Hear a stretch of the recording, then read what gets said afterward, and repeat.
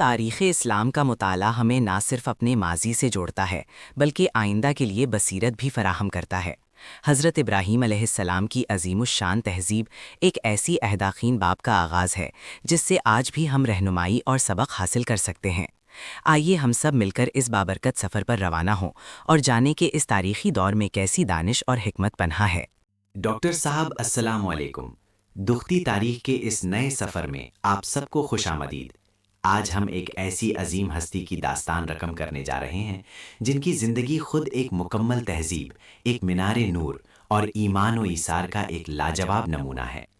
ہم بات کر رہے ہیں سیدنا ابراہیم علیہ السلام کی، جنہیں ابو الانبیاء یعنی انبیاء کا باپ کہا جاتا ہے۔ ان کی زندگی صرف ایک فرد کی کہانی نہیں بلکہ توحید، صبر، استقامت اور اللہ پر کامل بھروسے کی ایک ایسی تاریخ ہے جس نے انسانیت کو شرک کی تاریکیوں سے نکال کر نور ہدایت کی طرف رہنمائی کی۔ آج ہم اس عظیم پیغمبر کی تہذیب کا جائزہ لیں گے جس نے نہ صرف ایک قوم بلکہ آنے والی تمام نسلوں کے لیے رہنمائی کے چراغ روشن کیے۔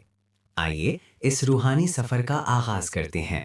ڈاکٹر صاحب، سیدنا ابراہیم علیہ السلام کی پیدائش آج سے تقریباً 4000 سال قبل قدیم بابل موجودہ عراق کے شہر ار میں ہوئی۔ یہ وہ دور تھا جب انسانیت شرک اور بت پرستی کی گہری تاریکیوں میں ڈوبی ہوئی تھی۔ ہر طرف جھوٹے خداؤں کی پوجا کی جاتی تھی اور لوگ اپنے ہاتھوں سے تراشے ہوئے بتوں کے سامنے سجدہ ریز ہوتے تھے۔ نمرود جیسے ظالم حکمران خود کو خدا کہلواتے تھے اور ان کی طاقت و جبر کا دور دورہ تھا۔ اسی ماحول میں ایک ایسا بچہ پیدا ہوا جس کے دل میں اللہ تعالیٰ نے توحید کی شمع روشن کر رکھی تھی۔ کم عمری ہی سے سیدنا ابراہیم علیہ السلام نے اپنے گرد و پیش کے ماحول پر غور کرنا شروع کر دیا۔ انہوں نے ستاروں، چاند اور سورج کو دیکھا اور سوچا کہ کیا یہ میرے رب ہو سکتے ہیں؟ لیکن جب وہ غروب ہو جاتے تو انہیں یقین ہو جاتا کہ یہ خدا نہیں ہو سکتے۔ آخر کار ان کا دل اس حقیقت پر مطمئن ہو گیا کہ ان سب کو پیدا کرنے والا کوئی اور ہے، ایک واحد اور لاشریک ہستی، جیسا کہ قرآن کریم سورہ الانعام آیت 79 میں ارشاد ہے، میں نے اپنا رخ یکسو ہو کر اس ذات کی طرف کر لیا جس نے آسمانوں اور زمین کو پیدا کیا ہے، اور میں شرک کرنے والوں میں سے نہیں ہوں۔ انہوں نے سب سے پہلے اپنے والد آزر کو دعوت دی جو بت تراش تھے، لیکن ان کی دعوت کو رد کر دیا گیا۔ ڈاکٹر صاحب، سیدنا ابراہیم علیہ السلام نے اپنی قوم اور نمرود کے سامنے توحید کا پیغام پیش کیا۔ انہوں نے اپنی قوم کے بتوں کو چیلنج کیا اور ایک دن جب سب لوگ میلے میں گئے ہوئے تھے، انہوں نے بڑے بت کے سوا باقی تمام بتوں کو توڑ ڈالا۔ جب لوگ واپس آئے اور یہ منظر دیکھا تو غصے سے آگ بگولا ہو گئے اور پوچھا کہ یہ کس نے کیا ہے؟ سیدنا ابراہیم علیہ السلام نے فرمایا کہ یہ بڑے بت سے پوچھو، شاید اسی نے کیا ہو۔ یہ ان کا ایک حکیمانہ انداز تھا تاکہ لوگ سوچیں کہ بت خود اپنا دفاع نہیں کر سکتا، وہ خدا کیسے ہو سکتا ہے؟ اس پر قوم نے انہیں نمرود کے دربار میں پیش کیا۔ نمرود نے انہیں آگ میں ڈالنے کا حکم دیا تاکہ وہ عبرت کا نشان بن جائیں۔ ایک بہت بڑی آگ جلائی گئی اور سیدنا ابراہیم علیہ السلام کو منجنیق کے ذریعے اس میں پھینک دیا گیا۔ لیکن اللہ تعالیٰ کی قدرت دیکھیے، آگ کو حکم ہوا، اے آگ ابراہیم پر ٹھنڈی اور سلامتی والی ہو جا، سورہ الانبیاء آیت 69، اور آگ ان کے لیے ایک باغ بن گئی۔ یہ واقعہ سیدنا ابراہیم علیہ السلام کے اللہ پر کامل توکل اور ایمان کی گواہی ہے، اور یہ سبق دیتا ہے کہ حق کی راہ میں آنے والی ہر آزمائش میں اللہ کی مدد ضرور آتی ہے۔ ڈاکٹر صاحب، اس معجزے کے بعد بھی جب قوم نے ایمان قبول نہیں کیا تو سیدنا ابراہیم علیہ السلام کو حکم ہوا کہ وہ اپنی قوم اور وطن کو چھوڑ کر ہجرت کر جائیں۔ انہوں نے اپنی زوجہ سارہ اور بھتیجے لوط علیہ السلام کے ہمراہ اور کو خیر بات کہا اور ہاران، پھر کنعان، فلسطین اور مصر کی طرف ہجرت کی۔ ہر جگہ انہوں نے توحید کا پیغام پھیلایا اور اللہ کی وحدانیت کی دعوت دی۔ مصر میں انہیں کئی آزمائشوں سے گزرنا پڑا، لیکن وہ ہر آزمائش میں ثابت کر اسی درمیان انہیں ہاجرہ علیہ السلام عطا ہوئیں جو بعد میں ان کے بیٹے اسماعیل علیہ السلام کی مادر بنی۔ سیدنا ابراہیم علیہ السلام کی زندگی کا یہ مرحلہ ہمیں یہ سکھاتا ہے کہ اللہ کی راہ میں ہجرت کرنا، وطن چھوڑنا اور ہر قسم کی مشکلات کا سامنا کرنا ہی ایمان کا تقاضا ہے۔ وہ جہاں بھی گئے توحید کا پرچم بلند رکھا اور لوگوں کو اللہ کی طرف بلاتے رہے۔ ان کی یہ ہجرت صرف ایک جغرافیائی تبدیلی نہیں تھی بلکہ ایک روحانی سفر تھا جو اللہ کے حکم کی تعمیل میں کیا گیا۔ ڈاکٹر صاحب، سیدنا ابراہیم علیہ السلام کی زندگی کا ایک اور عظیم و شان باب اس وقت رقم ہوا جب انہیں اللہ تعالیٰ نے حکم دیا کہ وہ اپنی زوجہ ہاجرہ اور شیرخوار بیٹے اسماعیل علیہ السلام کو ایک بیاب و گیاہ وادی میں چھوڑائیں جو آج مکہ مکرمہ کے نام سے جانی جاتی ہے۔ یہ ایک انتہائی مشکل حکم تھا، لیکن سیدنا ابراہیم علیہ السلام نے اللہ کے حکم پر سر تسلیم خم کر دیا۔ ہاجرہ علیہ السلام نے جب پانی کی تلاش میں صفا اور مروہ کے درمیان دوڑ لگائی تو اللہ تعالیٰ نے معجزاتی طور پر زمزم کا چشمہ جاری فرما دیا جو آج بھی کروڑوں مسلمانوں کی پیاس بجھاتا ہے۔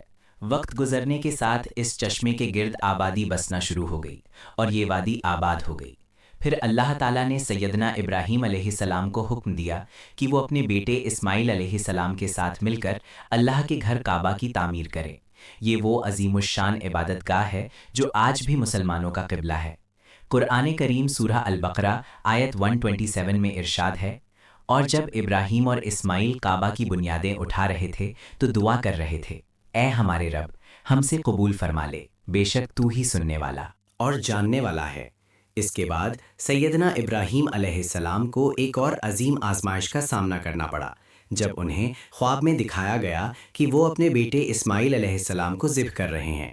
یہ اللہ کے حکم کی تعمیل میں ایک عظیم قربانی تھی اور باپ بیٹا دونوں اس پر راضی ہو گئے۔ جب وہ قربانی کے لیے تیار ہوئے تو اللہ تعالیٰ نے ایک دمبے کو بھیج کر اسماعیل علیہ السلام کو بچا لیا۔ یہ واقعہ قربانی، اطاعت اور اللہ پر کامل بھروسے کی لازوال مثال ہے۔ ڈاکٹر صاحب، سیدنا ابراہیم علیہ السلام کی تہذیب کا سب سے اہم پہلو ان کی وراثت ہے جو رہتی دنیا تک قائم ہے۔ اللہ تعالیٰ نے انہیں ابو الانبیاء کا لقب عطا فرمایا اور ان کی نسل سے بے شمار انبیاء اور رسول بھیجے، جن میں سیدنا اسحاق علیہ السلام، سیدنا یعقوب علیہ السلام، سیدنا موسیٰ علیہ السلام، سیدنا عیسیٰ علیہ السلام، اور سب سے آخر میں ہمارے پیارے نبی سیدنا محمد مصطفیٰ صلی اللہ علیہ وسلم شامل ہیں۔ یہ تمام انبیاء سیدنا ابراہیم علیہ السلام کے توحید کے پیغام کے امین تھے۔ ان کی دعا تھی کہ اے ہمارے رب، انہوں میں سے ایک رسول بھیج جو ان پر تیری آیات کی تلاوت کرے اور انہیں کتاب و حکمت سکھائے اور انہیں پاک کرے۔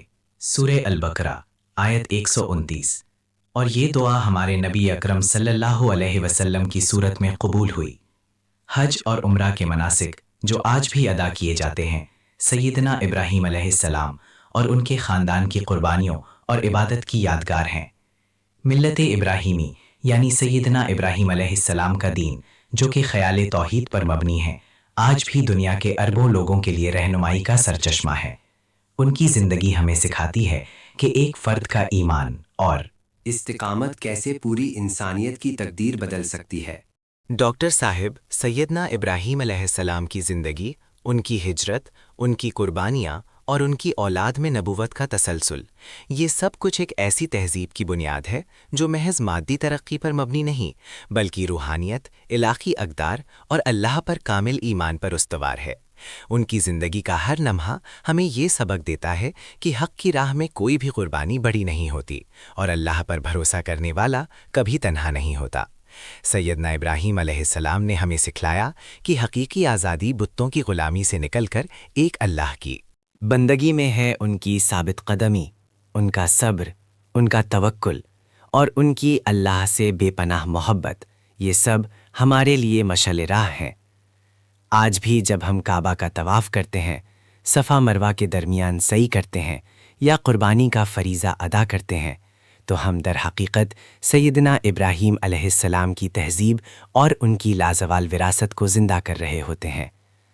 ان کی زندگی کا پیغام یہ ہے کہ ایمان، عمل صالح اور اللہ کی رضا کی طلب ہی انسانیت کی فلاح کا واحد راستہ ہے۔ دکھتی تاریخ کے اس سفر میں آج کے لیے اتنا ہی۔ اگلے سفر تک کے لیے اجازت دیجیے۔ اللہ حافظ۔ اسلامی تاریخ کے مزید اہم لمحات کو دریافت کرنے اور اپنی وراثت کے لازوال علم کو جاننے کے لیے ہمارے چینل کو سبسکرائب کریں۔